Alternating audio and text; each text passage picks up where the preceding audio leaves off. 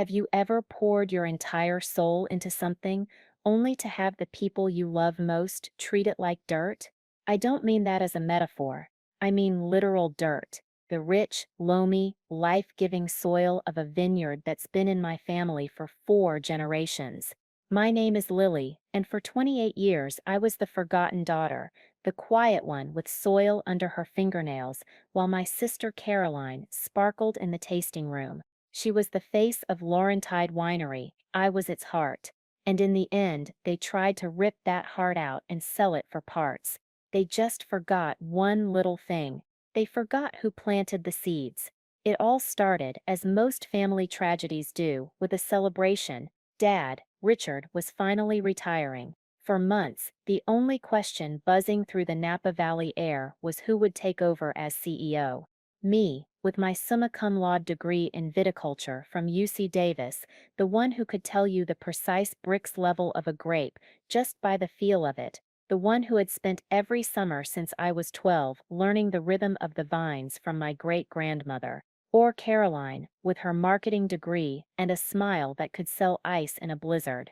To my parents, Richard and Eleanor, it wasn't even a question. Caroline was the sun, and I was just a planet caught in her orbit, useful for my gravity but never expected to shine. The night Dad announced his retirement party, the tension in our family home was thick enough to bottle. We were having his favorite meal, a tradition thick-cut ribeyes grilled on the massive stone patio overlooking the neat rows of Cabernet Sauvignon grapes, slathered in a rosemary butter sauce that was his sacred recipe. The air smelled of char, herbs, and the sweet, dusty scent of the valley floor at dusk. Caroline was holding court, of course, laughing a little too loudly, her wine glass never empty. She was wearing a white silk dress that probably cost more than my work boots. My parents hung on her every word. I was sitting at the end of the table, nursing a single glass of our own reserve, listening to the thrum of the irrigation pumps in the distance, the vineyard's heartbeat.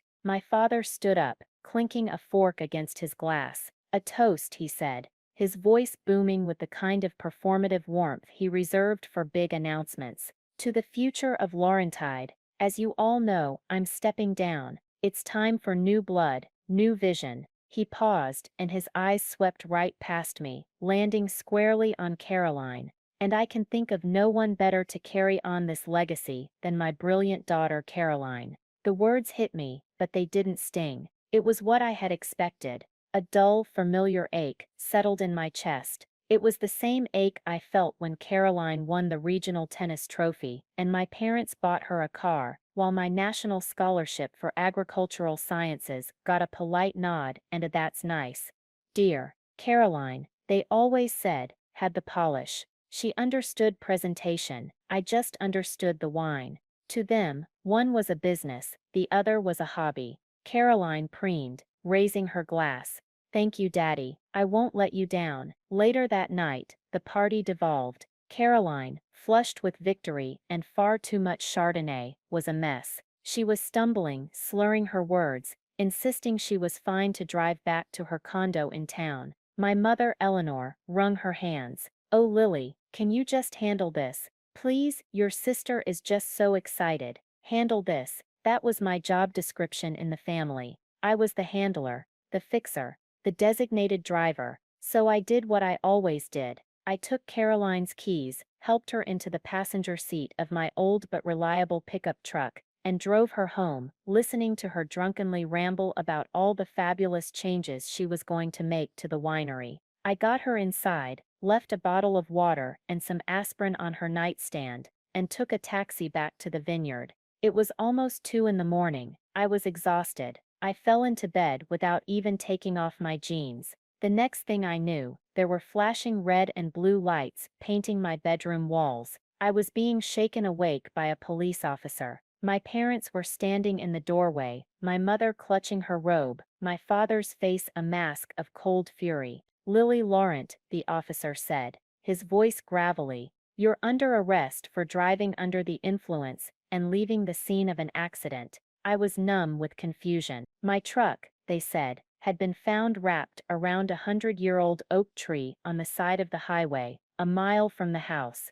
The keys were in the ignition, and an anonymous caller had reported me. I tried to explain. I told them I'd driven Caroline home, that I took a taxi back. My father just shook his head. Lily, for God's sake, just stop. Stop lying. And then I saw her, Caroline, peeking from behind my parents, her face a perfect portrait of concern, a single perfect tear tracing a path down her cheek. She was still in her party dress, and in that moment, I knew, the anonymous caller, her insistence on driving, it was all a setup. She hadn't just wanted the CEO position, she wanted me gone, out of the picture completely. She had taken my truck after I dropped her off, crashed it, and called the police on me. It was so simple, so clean, and so utterly diabolical. I looked at my parents, pleading with my eyes for them to see, to just look at me, their daughter, and believe me, but their faces were already shut.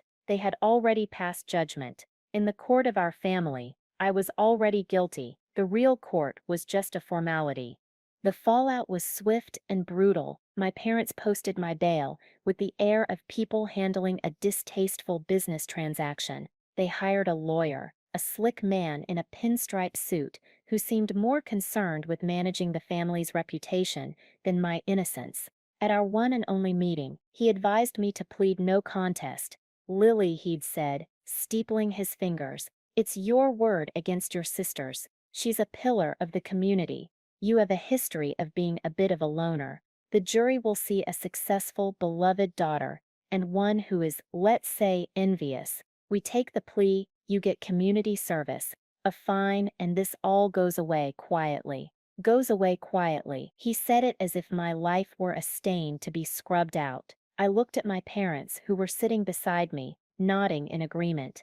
My father wouldn't meet my eyes. My mother was examining her cuticles as if they were the most fascinating things in the world. It wasn't about justice. It was about damage control. Caroline's ascension to CEO had to be seamless, untarnished by her messy, problematic sister. So I folded. What else could I do? It was me against all of them. So I stood in a sterile, beige courtroom and listened as a judge I'd never met sentenced me to 200 hours of community service and a year of probation. I lost my driver's license. I paid a fine that wiped out my savings, and I lost my family. The silence that followed was the loudest thing I'd ever heard. I moved out of the small cottage on the Vineyard property, where I'd lived for years, and into a cramped, depressing apartment in town, with water stains on the ceiling. My parents didn't help. They didn't offer. When I called, their voices were clipped and cold. We're just so disappointed in you, Lily, my mother would say, her voice dripping with a sorrow that felt more like accusation. How could you be so reckless? You nearly ruined everything. Everything, of course,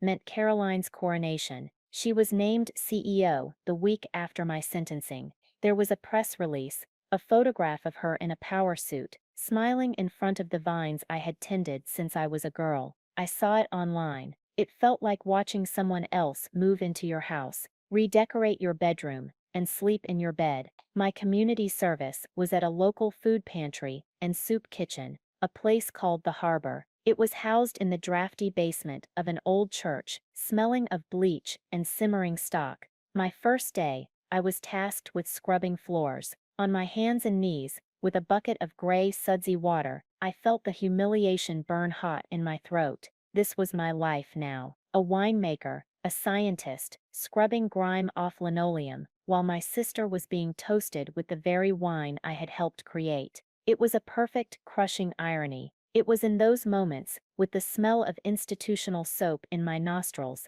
and the ache in my back, that the flashbacks would come, not just of the betrayal, but of the 1,000 little cuts that had preceded it. I remembered being 10 years old. I had spent an entire summer cultivating a small patch of earth behind the winery, my own little experimental vineyard. I'd taken cuttings from our best vines, carefully grafted them, and tended them with a devotion that bordered on religious. The day my first tiny perfect cluster of grapes appeared, I ran to find my parents. I found them in the living room, cooing over a hideous clay ashtray Caroline had made in art class. It was lopsided and painted a garish shade of blue. Oh darling, it's a masterpiece, my mother had gushed, when I tried to show them my grapes. My father had glanced out the window and said, "That's nice, Lily. Just don't get your good clothes dirty." The ashtray sat on the mantelpiece for a decade. My little vineyard was eventually paved over for extra parking.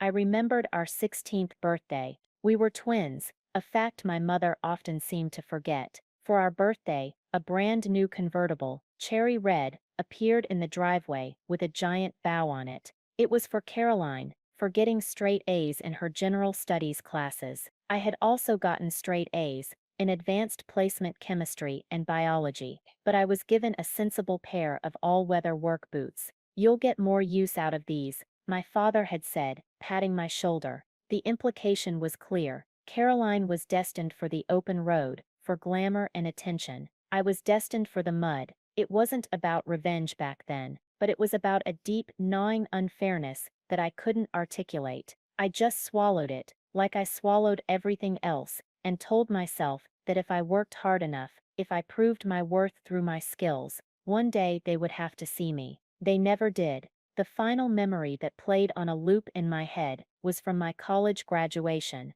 I was the only one in our family's history to pursue a formal education in viticulture. I'd won the department's highest honor for my thesis on soil microbiology. My parents came to the ceremony, they sat through it, and afterward, my father took me aside. "Listen, Lily," he'd said, his tone more businesslike than paternal. "This degree is fine. It's a nice little hobby, but Caroline has the instincts for the business. She has the face for it. You have the hands for the dirt, and in this business, the face is what sells the bottles." He thought he was giving me a practical worldly piece of advice. What he was really doing was drawing a line in the sand, defining my role forever. I was the help. Scrubbing the floor at the harbor, these memories weren't just sad, they were fuel. Each one scraped away another layer of the hopeful daughter I used to be, revealing something harder and colder underneath. My passivity, my quiet endurance, had been a mistake. I had thought it was a sign of strength, of patience. They had seen it as weakness, as an open invitation to be pushed aside. My love for my family had been a one-way street, and I had finally definitively hit the dead end. I made a few friends at the harbor, not friends in the way you have in your old life, but the kind of allies you make in a foxhole. There was Maria, a single mom with 3 jobs, who always saved me a cup of the good coffee, and there was Arthur. Arthur was a volunteer, a retired man in his late 70s, with eyes that didn't miss a thing. He was tall and stooped, with a shock of white hair and hands gnarled by arthritis, but his mind was as sharp as a shard of glass. He told me he'd been a corporate lawyer for 40 years. "I spent my career helping rich people get richer," he'd said one afternoon while we were sorting cans of green beans. "Now I'm trying to balance the scales." Arthur saw right through me. He didn't press for details, but he saw the quiet, simmering rage I was trying to hide. He saw the shadow of a person who had been profoundly wronged. "You have the look of someone who lost a fight they never even knew they were in," he told me one day. I just shrugged, something like that. "The trick," he said, lining up cans of corn with meticulous precision, "is making sure it's the last fight you lose." His words stuck with me. They were rattling around in my head the day the catalyst arrived. I was finishing my shift, wiping down the stainless steel counters, when the director of the center called me to the office. "A letter for you, Lily," came by certified mail. My heart hammered against my ribs. Certified mail meant something official, something bad. My hands trembled slightly as I signed for it. I tore it open, my breath catching in my throat. It was from a commercial real estate firm. It was a formal notification. Laurentide Winery, including all land and assets, was being listed for sale. I felt the blood drain from my face. The floor seemed to tilt beneath my feet. I stumbled outside into the alley behind the church, gulping in the cool afternoon air. I leaned against the brick wall, the letter crinkling in my fist. "Selling the winery, selling our home, selling my great-grandmother's legacy." I pulled out my phone and dialed my mother's number. She answered on the second ring, her voice bright and airy. "Lily, what a surprise. You're selling the winery?" The words came out choked, small. There was a pause. "Oh, you got the notice." Her voice lost its warmth, replaced by a defensive chill. Well, yes, we are. Your father and I decided it was for the best. For the best, Mom, this is our home. It's been in the family for 100 years. Lily, please don't be dramatic, she sighed, a sound I knew so well. It was the sound of her patience wearing thin with my inconvenient emotions. Your sister. Well, this whole DUI business has been very stressful for her. The scandal has made it difficult for her to lead effectively. People in the valley talk. We just feel it would be better for everyone to have a clean break, a fresh start, a fresh start. My breath hitched. A fresh start for who? For Caroline. Yes, of course for Caroline, she said, as if it were the most obvious thing in the world. The profits from the sale will go to her. It will allow her to start her own venture, somewhere new, away from all this unpleasantness. The world went quiet. The sounds of the city, the distant traffic, the chatter from inside the church, it all faded away into a dull roar. They were selling my home, my birthright, my life's work, and giving the money to the person who had framed me, betrayed me, and destroyed my life, all so she could have a fresh start from the mess she had created. It was so monstrous, so brazenly unjust, that for a moment I couldn't even feel anger. All I felt was a vast, cold emptiness. What about me? I whispered into the phone. There was another sigh, this one laced with pure irritation. Lily, honestly, you really need to start taking some responsibility for your actions. This is the consequence of what you did. Perhaps this will be a good lesson for you. And then she hung up. I slid down the brick wall until I was sitting on the cracked, weed-choked pavement of the alley. I stared at the phone in my hand, at the blank screen. A lesson. This was my lesson. I had been so wrong. I thought the betrayal was Caroline framing me. That was just the opening act. This was the true betrayal. This was my entire family, my mother and my father, looking at my life, my work, my pain, and deciding it was worth nothing, less than nothing. It was an obstacle to be cleared from Caroline's path. I sat there for a long time, the cold of the asphalt seeping into my bones. The sun began to set, casting long shadows down the alley, and in that cold, desolate moment, something shifted inside me. The despair didn't vanish, but it crystallized. It hardened from a numbing fog into a single sharp point of ice in the center of my chest. They thought they could erase me. They thought I was just a footnote in the story of Laurentide Winery. And that's when I remembered her. My great-grandmother, Elspeth Laurent. A woman with hands as tough as leather, and a will as strong as the old-growth oaks on the property. She was the one who had first planted the vines, the one who had taught me how to listen to the land. And she was a woman who never ever trusted anyone in the family who wore a suit. A memory surfaced, clear and bright.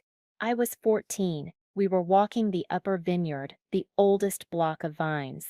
She stopped and crumbled a bit of the dark, rich soil in her palm. They see the grapes, Lilybell, she'd said, her voice raspy with age. They see the bottles and the money, but they don't see this.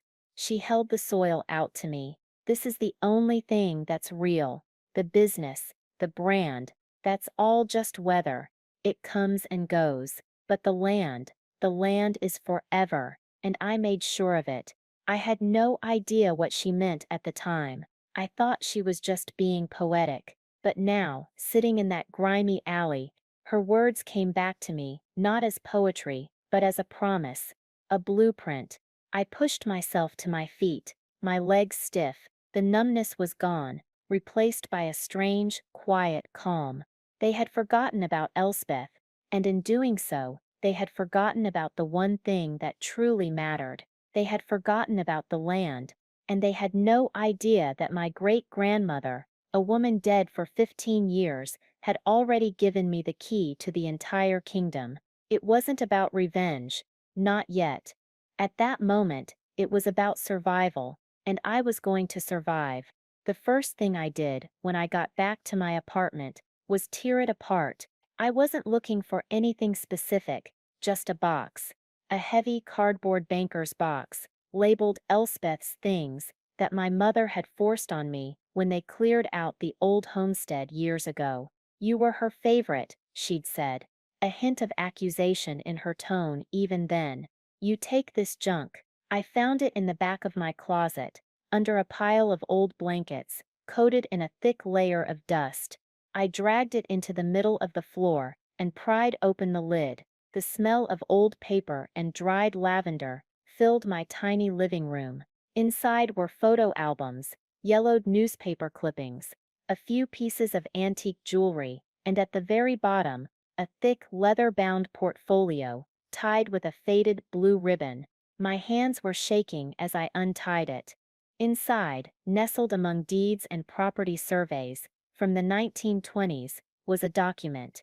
It was thick, printed on heavy legal paper, and the title on the front page sent a jolt of electricity through me. The Solemn Perpetuum Trust.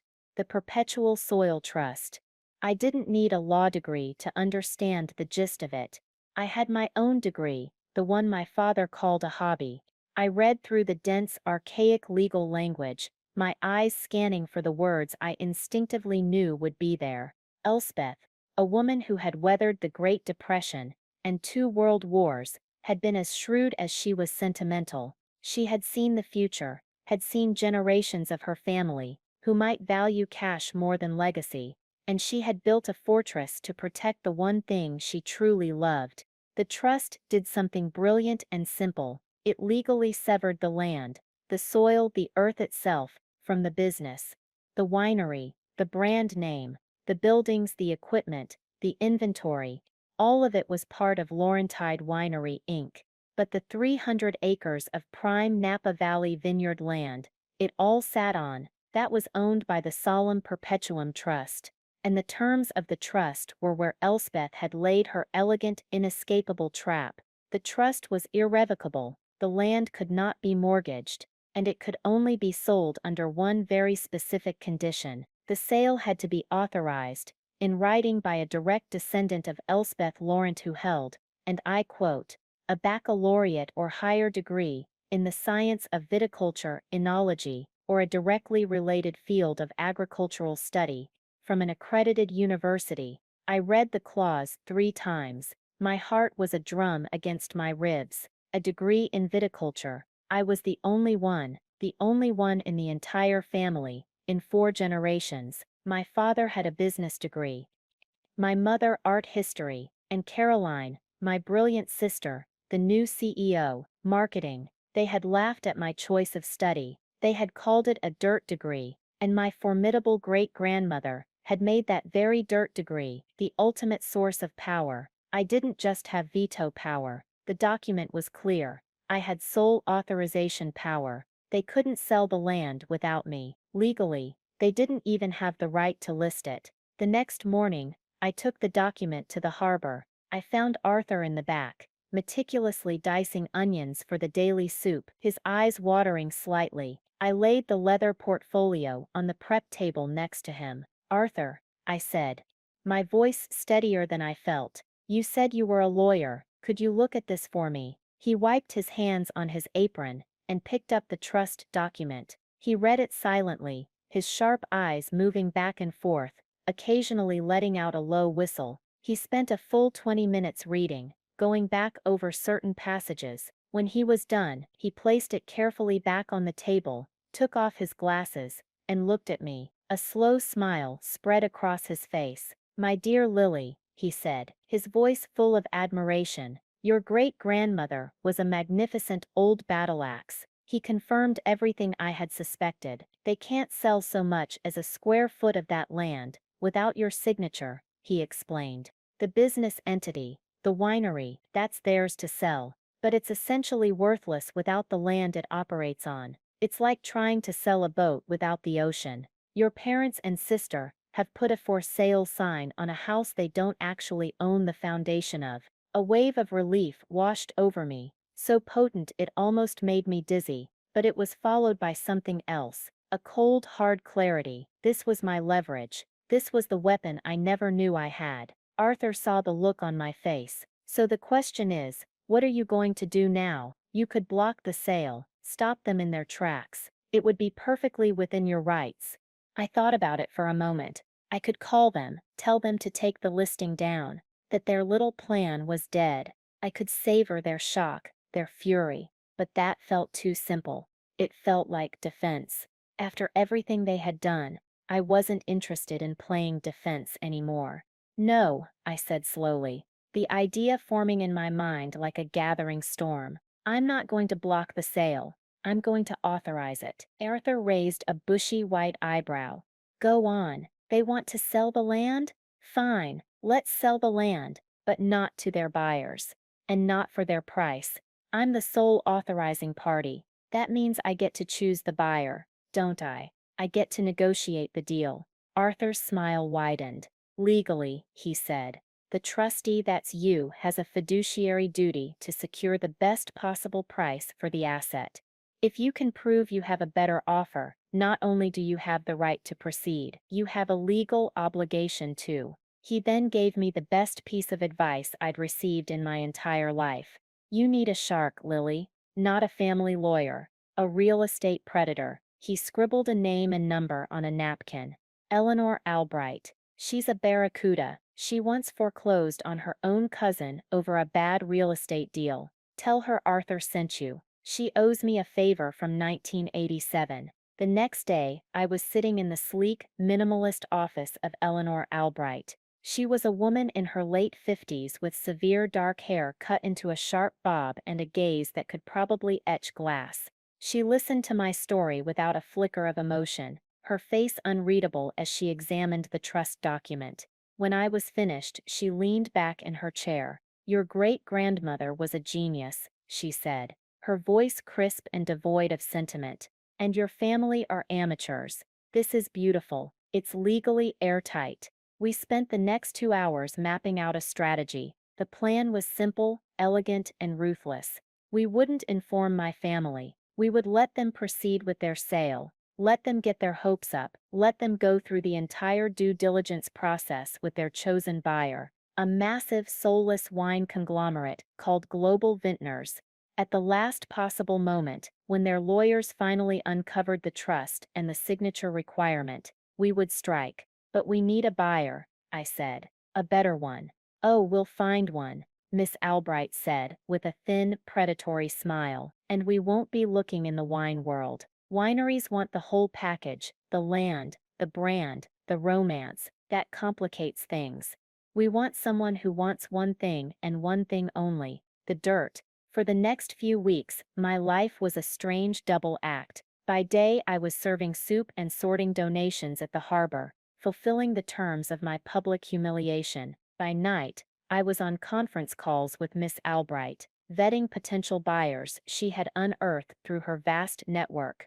We spoke to luxury property developers who wanted to build McMansions. We spoke to a high-end resort company, but they all wanted a long, complicated rezoning process.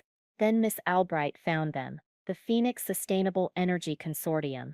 They were a massive green energy company, looking to build a utility-scale solar farm in Northern California. Our 300 acres, with its gentle slopes and direct day-long sun exposure, was, in their words, a topographical unicorn. They had no interest in grapes, in wine, in history, or in the Laurentide name. They just wanted the land. And because they were flush with capital from government subsidies, they were willing to pay a premium for it, a price nearly 30% higher than what Global Vintners was offering for the land portion of their deal. The offer was clean, all cash, with a short closing period. They were the perfect buyers. While Miss Albright was negotiating with Phoenix Energy, I had another loose end to tie up. Marco, my ex-boyfriend, the Vineyard manager. We had dated for 2 years before a messy, painful breakup a year ago, but we had remained friends, bound by our shared love for the vineyard. He was a good man, but a cautious one. I knew he was still working there, and I knew my father would have leaned on him heavily. I found him one evening near the bottling line, his face etched with worry. "Lily," he said, his voice low, "what's going on? Your dad is acting like he just won the lottery. He's telling everyone the deal is almost done." I looked at him, the man who knew these vines almost as well as I did. I decided to trust him. I told him everything, about the DUI, Caroline's frame-up, the plan to sell the winery, and cut me out. He listened, his face growing paler with every word. When I was finished, he sank onto a stack of pallets. "I knew it," he whispered. "I knew she was lying." He confessed that he'd been coming back from a late dinner that night, and had seen Caroline's car parked at her condo, and then later, he'd seen my truck gone from the vineyard. He knew I'd taken a taxi, but when the police had questioned him, my father had stood right beside him. Richard told me to keep my mouth shut, Marco said, his voice full of shame. He said it was a family matter, that you were unwell, and they were handling it. He implied my job depended on it. It was the confirmation I needed, but it still hurt to hear. The web of their deceit was wider than I'd even imagined. Marco, I said, my voice soft, they're selling it, all of it. They're going to let a conglomerate tear out the old vines. His head snapped up, his eyes wide with horror. They can't. The Zinfandel block is over 100 years old. It's part of the valley's history. They can, I said, and they will, unless I stop them. I didn't tell him about the trust, not yet. It was too dangerous. But I planted a seed. I have a plan, Marco, but I need to know, when the time comes, who are you loyal to, them or this place? He looked out at the rows of vines, bathed in the golden light of the setting sun. He looked at the gnarled trunk of a nearby vine, a living monument to a century of work. This place, he said, his voice thick with emotion. My loyalty is to this place. The second subplot of my new life had just begun. The story of a good man finding his courage, and I knew with the plan in motion and my allies in place, the silent, orderly world of my family was about to be hit by a hurricane. The silence from my family was a waiting game. For weeks I heard nothing. I continued my double life, ladling soup by day, plotting corporate warfare by night. I knew they were deep in negotiations with global vintners, blissfully unaware of the legal time bomb ticking beneath them. Miss Albright had her ear to the ground through a network of legal clerks and paralegals. We knew the moment Global Vintner's legal team requested the land titles for review. That was the beginning of the end for my family's grand plan. The call came on a Tuesday. I was sorting through a mountain of donated clothes at the harbor when my phone buzzed. It was my father. I let it go to voicemail. A minute later, it buzzed again. My mother. I ignored it. Then came the texts. First from my father, Lily, call me immediately. It's urgent. Then my mother, Liliana, honey, we need to talk. There seems to be some kind of misunderstanding with the sale. The use of my full name was a classic Eleanor move, reserved for moments of extreme passive aggression. Finally, a text from Caroline. What did you do? I took a deep breath, a small cold smile playing on my lips. The bomb had gone off. I texted my father back a simple, placid message. I'm at work. I can meet you tomorrow morning at the winery, 10 a.m., the main conference room. I spent that evening with Arthur going over the plan one last time. He role-played my father, shouting and trying to intimidate me. He role-played my mother, weeping and trying to guilt me. He even did a surprisingly good impression of a petulant, whining Caroline. Stay calm, Arthur coached me. Stick to the facts. The trust is your shield and your sword. Don't let them make it about emotion. This is a business transaction. Their emotional response is their problem, not yours. The next morning, I drove my beat-up sedan, a replacement for the truck Caroline had destroyed, to the winery. It was the first time I had set foot on the property in months. Seeing the familiar landscape, the curve of the road, the way the light hit the hills, it sent a pang through my chest. But it wasn't a pang of nostalgia. It was a pang of resolve. This was what I was fighting for. I walked into the main building.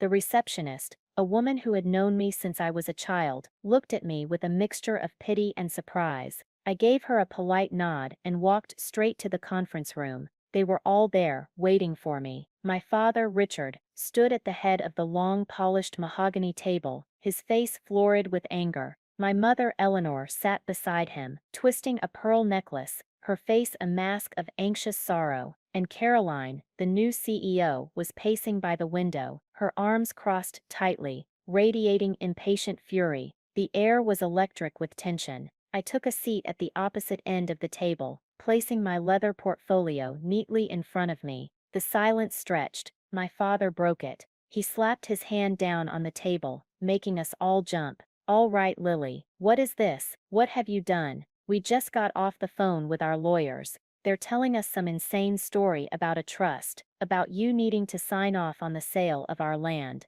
He said our land, with such a sense of ingrained ownership, it was almost laughable. I opened my portfolio, my movements calm and deliberate. I slid a copy of the Solemn Perpetuum Trust Agreement down the polished table towards him. It's not an insane story, Dad. It's a legal document. Great-Grandma Elspeth established it in 1958. As you can see, the land is owned by the trust, not the corporation, and according to Section 4, Paragraph C, I am the sole party with the authority to authorize its sale. Richard stared at the document, as if it were a snake. He didn't even pick it up. Caroline snatched it, her eyes scanning the page with frantic speed. This is ridiculous. This is ancient history. It can't possibly be valid. I assure you, it is. I said, my voice level. I was proud of how steady it was. My lawyer has confirmed it. Your lawyers have confirmed it. That's why we're having this meeting. My mother started to cry. Soft, theatrical sobs.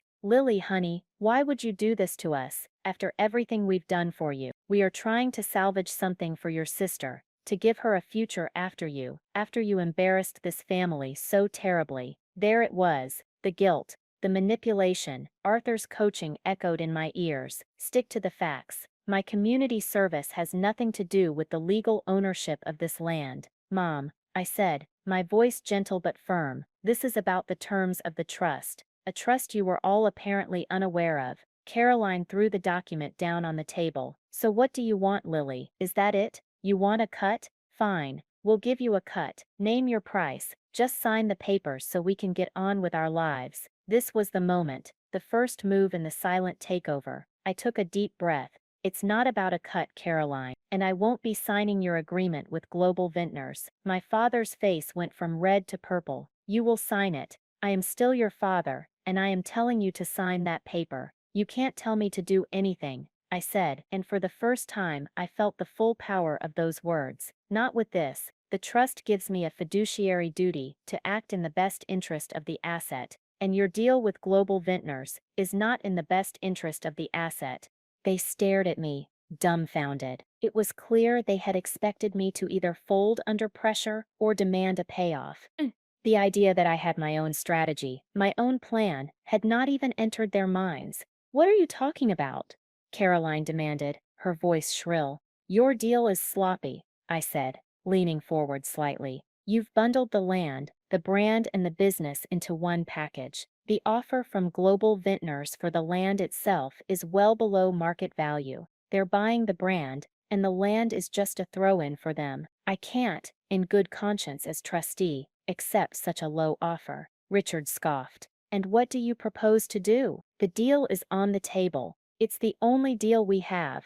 I gave them the smile Miss Albright had taught me, a smile that was all teeth and no warmth. That's where you're wrong, I said. You see, while you were negotiating with your buyer, I was busy finding my own. The panic that bloomed on their faces was a sight to behold. It started in their eyes, a flicker of confusion that quickly morphed into dawning horror. What buyer? My mother stammered. A buyer who is interested only in the land, I explained calmly. They have no interest in the winery, the brand or the business, and their offer for the 300 acres is substantially higher than the land valuation in your deal. It's an all-cash offer with a 30-day close. I've already signed a letter of intent with them. Caroline looked like she had been slapped. You went behind our backs? You can't do that. I can, I said, my voice as cold and clear as ice water. I am the trustee. I have the sole authority. In fact, legally, I am obligated to accept the higher offer.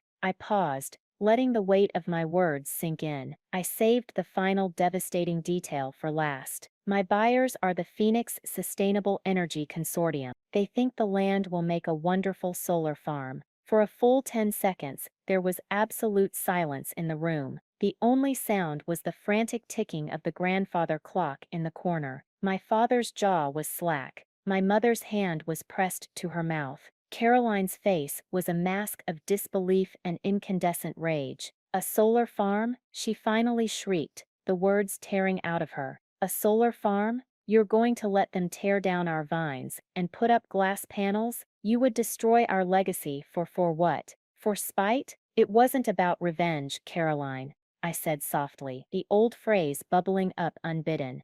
But you've made it so easy. You wanted to sell the land. I'm selling the land. I'm just getting a much better price for it. My father finally found his voice. It was a low, dangerous growl. You will not do this, Lily. I forbid it. You don't have the power to forbid anything, I said, standing up. The choice is simple. You can either cooperate and sell the business assets, the buildings, the brand, the inventory, to whomever you like, or you can refuse, and I will proceed with the land sale anyway, and then you will be left with a winery brand with no winery, buildings on land you no longer have access to, and a legacy that exists only on paper. Your choice. I picked up my portfolio and walked towards the door. The dam of their composure finally broke. My mother was openly weeping now, not for me, but for her broken dream of a fresh start for her perfect daughter. My father was sputtering, speechless, with a rage so profound he couldn't even form words.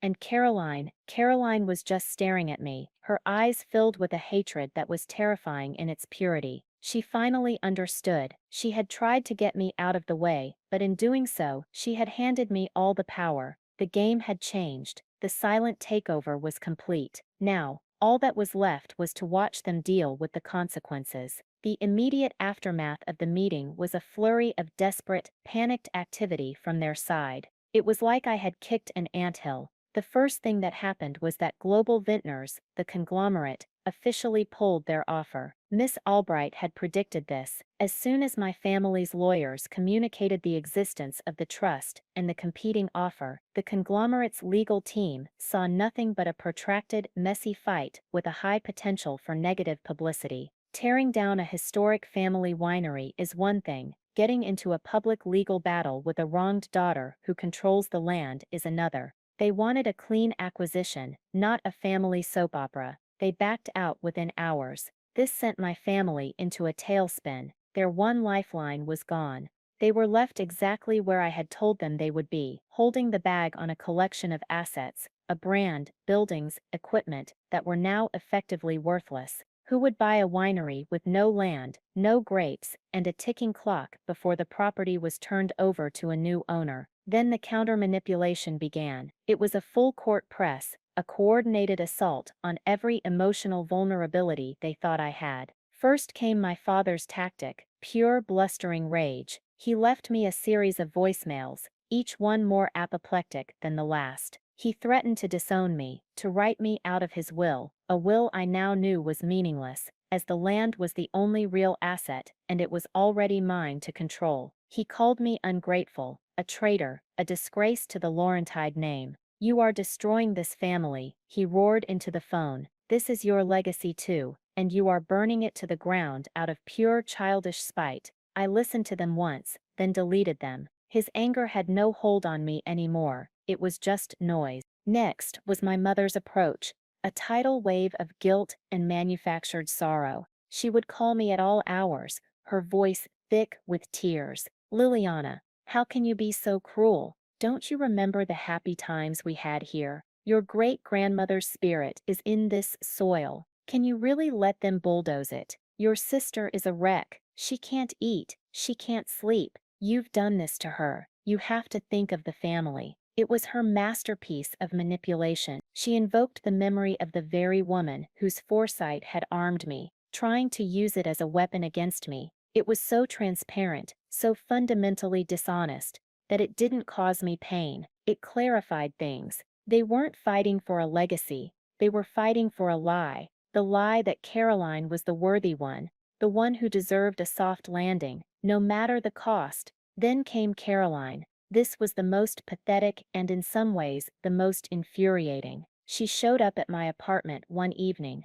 unannounced. She looked terrible. Her eyes were red-rimmed. Her expensive clothes were rumpled. She had traded her smug confidence for a desperate, practiced humility. She brought a peace offering, a bottle of wine, not our wine, but an expensive French Bordeaux, as if to say, "See, I'm not the villain." She tried to hug me at the door. I stood firm, and she let her arms drop awkwardly. She came inside and launched into a performance that deserved an award. Tears welled in her eyes as she spoke. "Lily, I am so sorry." she whispered, her voice catching. I wasn't thinking that night. I was drunk, and I was scared.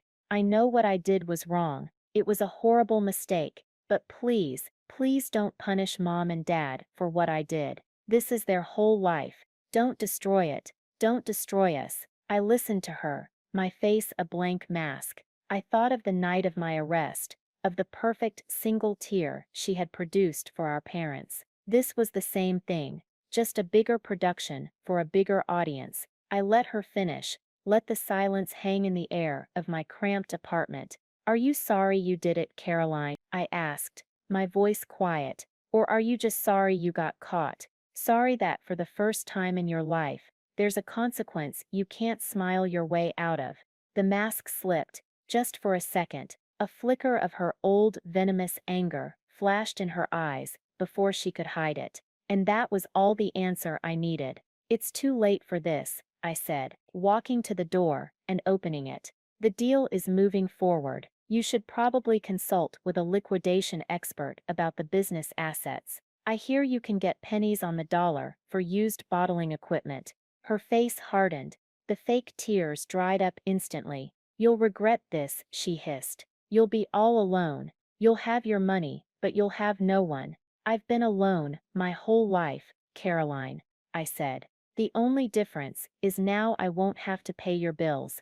I closed the door on her shocked face. The final piece of my emotional armor clicked into place the next day. I got a call from Marco. He sounded nervous. Lily, can I meet you? It's important. We met at a neutral location, a coffee shop in a neighboring town. He was holding a manila envelope, and his hands were shaking. I quit, he said, the words rushing out. I walked in this morning, and your father tried to get me to sign a false affidavit. He wanted me to say I had personally seen you drinking heavily the night of the party, that I'd warned you not to drive. He wanted me to perjure myself to create leverage against you. My blood ran cold.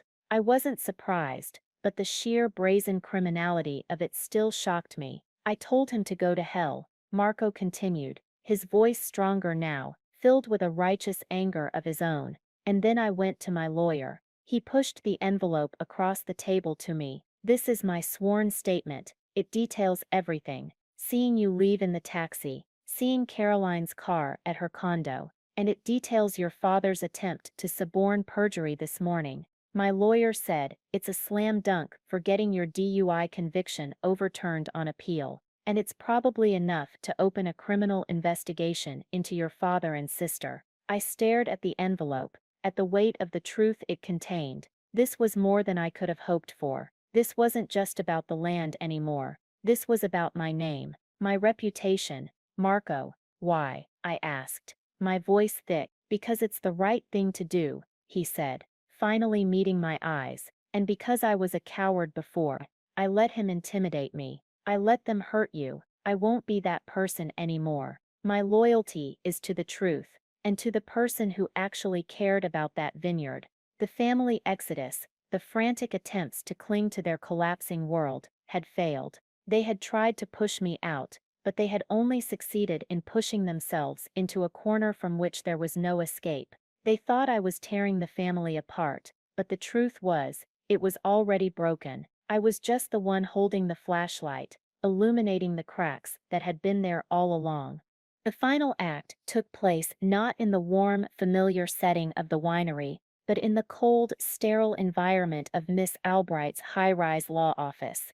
The closing for the sale of the land was scheduled for a Thursday at 2 p.m. My family had been forced to accept the inevitable. They had managed to find a liquidator for the business assets, the brand, the equipment, the remaining inventory of bottled wine. They were getting, as I had predicted, pennies on the dollar. Just enough to cover the business's outstanding debts and leave them with a pittance. Their signing was scheduled for the same time, in an adjacent conference room. Miss Albright had arranged it that way. She called it administrative efficiency. I called it poetry. I walked into the office building, feeling a strange sense of calm. I had spent the morning at the harbor, serving lunch. It had felt right, grounding, a reminder of where I had been, and how far I had come. I wasn't wearing my usual jeans and work shirt. On Arthur's advice, I had bought a new outfit, a sharply tailored navy blue blazer, a simple silk shell, and dark trousers.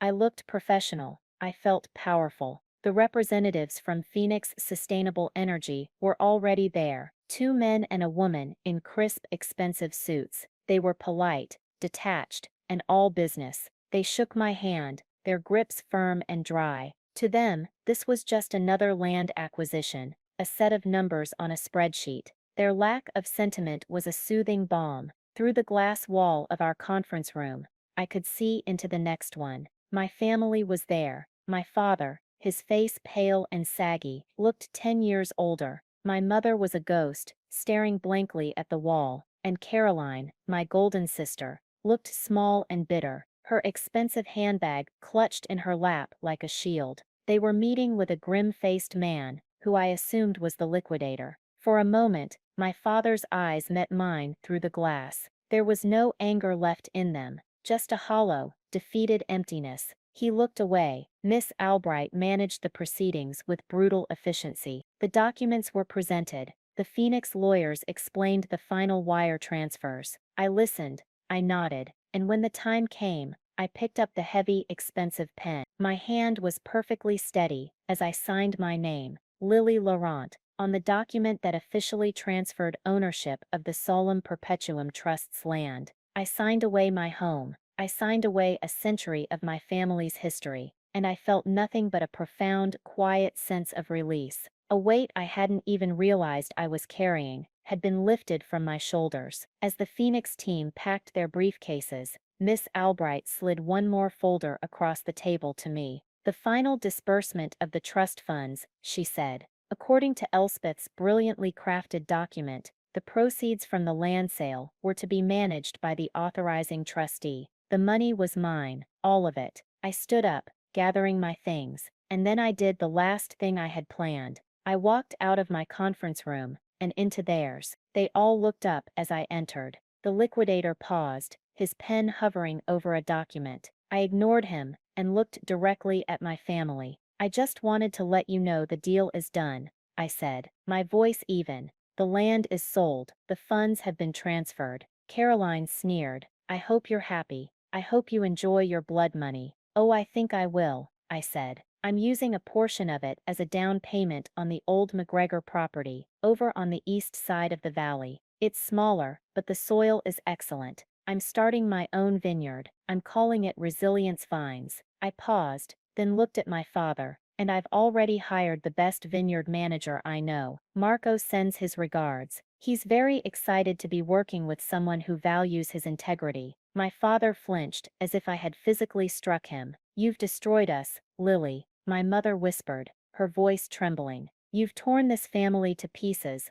all for revenge." I looked at the three of them, these people who shared my DNA, but not my heart, and I finally said the words that had been sitting in my soul for months. "No," I said, my voice ringing with a clarity that felt absolute. "I didn't destroy this family. You did. You destroyed it every time you chose her over me. You destroyed it when you dismissed my dreams. You destroyed it when you believed her lies without question. And you destroyed it when you decided to sell my home and my future to fund her fresh start." I took a step closer, my gaze landing on Caroline. "You framed me for a felony to get a job, Caroline. You were willing to let me go to jail to get what you wanted. You forgot to read the fine print on the land deed, but that was your smallest mistake. Your biggest mistake was thinking I was weak because I was quiet." I turned to my parents. "You wanted Caroline to have a fresh start from the unpleasantness I caused. Well, now you all have one. No winery, no land, no legacy, just a clean break. You're welcome." And with that, I turned and walked out of the room,